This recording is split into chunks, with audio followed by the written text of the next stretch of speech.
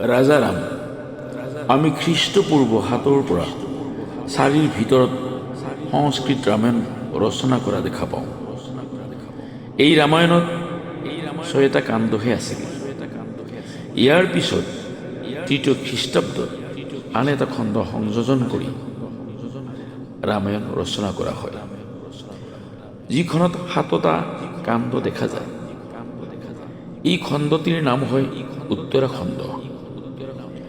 বাল্মীকি বিৰচিত ৰামায়ণত ২৪,০০০ শ্লোক আছে আৰু পংক্তি আছে ৫০,০০০।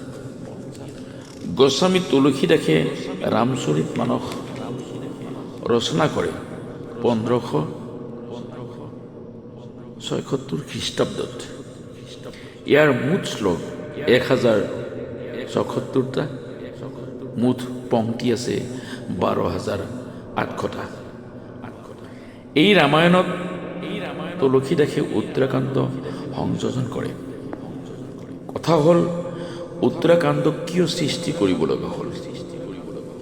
পুৰুষোত্তম ৰামৰ চৰিত্ৰত কিয় দাগ পেলোৱা হ'ল?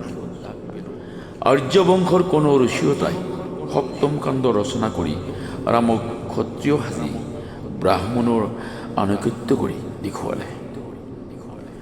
যিখন সমাজত সকলো আছিল সমান জাতৰ, সেই সমাজখনক আৰ্যৰ চাপ পেলাই সমাজক ৪ শ্ৰেণীত বিভক্ত কৰাই বৰ্তমান ধ্বংসস্তূপত পৰিণত আৰ্যৰ সেই নীতিক উজ্জীৱিত কৰি তুলিছিল।